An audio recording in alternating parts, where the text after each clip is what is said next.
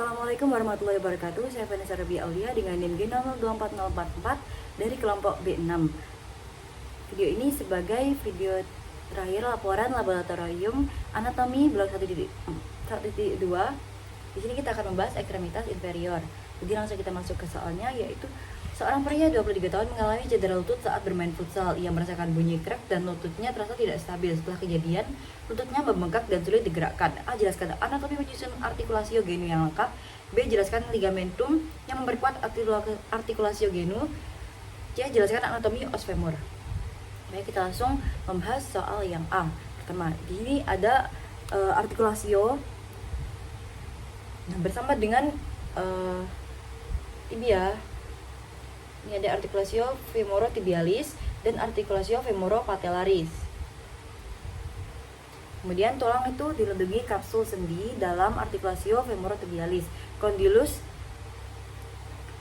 femoris, ini ada condylus femoris medial dan lateral. Ini itu akan membentuk kepala dan permukaan artikulasio atas, artikular atas, dan membentuk soket.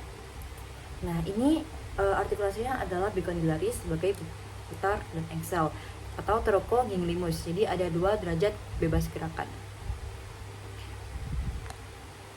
Nah, ini ada sumbu transversal, bisa kita lihat ini itu untuk ekstensi dan fleksi jalan yang dilalui trochlea condylus femoris.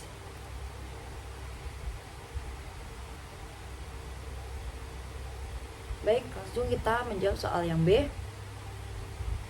Di sini ada musculus. Pada anterior ini ada ligamen patellae. Mana ini? Ini sebagai pemanjangan tendon musculus quadriceps femoris. Kemudian pada medial dan lateral itu ada ligamen colateralia, tibiale dan fibulare yang berinsersi pada masing-masing tulang tumai bawah. Di sini tibial collateral ligamen bisa kita lihat, dan di sini adalah lateral bular collateral ligamen dan bursa.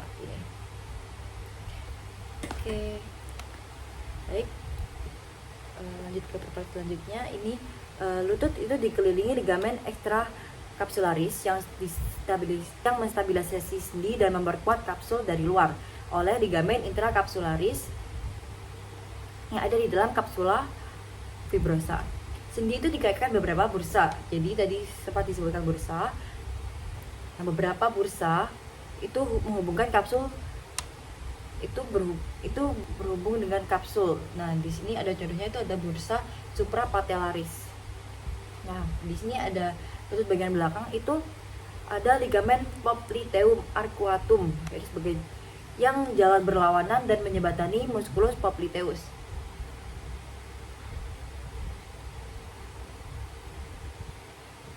Menyebatani musculus popliteus. Kemudian ada ligamen popliteum obliquum yang melintasi condylaris lateralis femoris medial ke bawah. Nah, di sini ada ligamen collateral tibiale, ini tuh melekat pada kapsul sendi. Kalau ligamen collateral fibulare ini tuh dipisahkan tendon musculus popliteus. Nanti akan memisahkan. Nah, jadi di sini ada jaringan pengikat silang anterior, yaitu ligamen cruciatum anterius. Nah, itu akan berjalan dari permukaan dalam itu searah dalam condylus lateralis femoris searah dengan anterior ke intercondylaris tibia. Kemudian ada juga jaringan pengikat silang posterior atau ligamen cruciatum posterius, itu akan berlawanan arah condylus medialis femoris ke intercondylaris posterius tibia. Jadi ini tadi cruciatum anterius dan cruciatum posterius. Oke, selanjutnya kita akan menjawab soal yang C.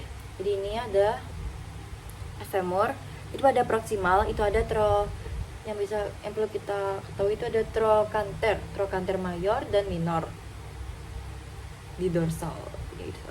Nah, kemudian ada linea aspera, itu di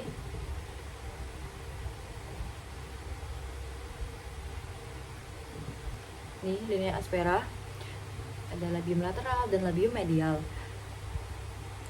Nadinya itu akan sebagai apofisis, origo, musculus quadriceps femoris, dan insersi kelompok aduktor. Baik, terima kasih. Mungkin itu saja yang bisa saya sampaikan pada video ini. Kurang lebihnya mohon maaf.